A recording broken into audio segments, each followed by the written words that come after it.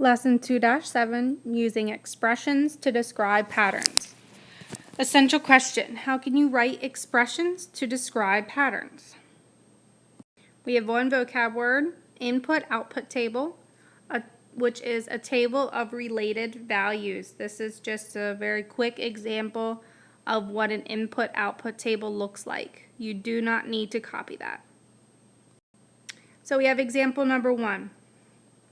Find the pattern, complete the table, write an algebraic expression. So we have a few things to do. So when it says find the pattern, it means what's the pattern from this one to this one. So from the input to the output, what is going on? So if we look at the first our first one right here, we go from 84 to 42.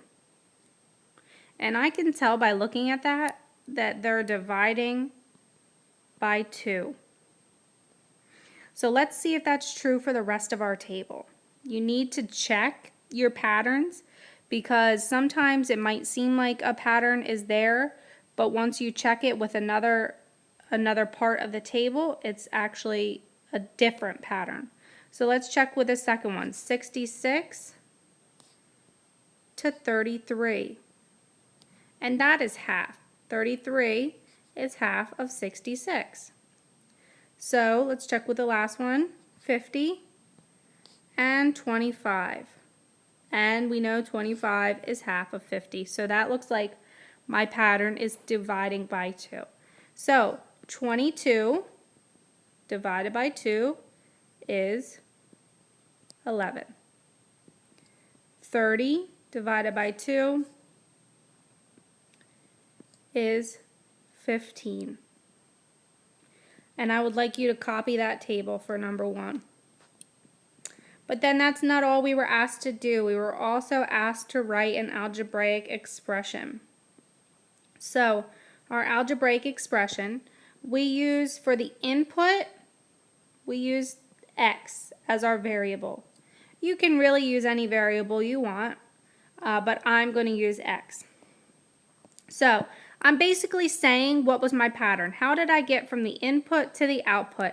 And we already said we were dividing by 2. So you just say x, because that means your input value is divided by 2 to get your output value.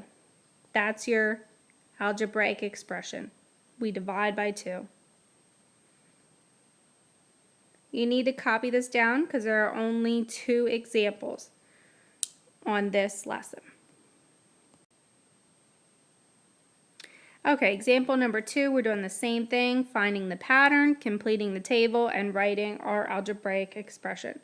So we're thinking, how do we get from our input to our output? How do we get from 0 to 3? Well, we can't be multiplying because we know anything multiplied by 0 is 0. We're not subtracting because we're going to higher numbers. So maybe we could be adding. So we would be adding 3. So let's see if that's true. 1 plus 3 equals 4. So that one's true. Let's look at the next one, 2 and 5. 2 plus 3 equals 5. That is true. So our rule is adding 3. So let's finish out the table. 3 plus 3 is 6, and 4 plus 3 is 7. So then we write our algebraic expression, which is, remember we use x, so x plus 3.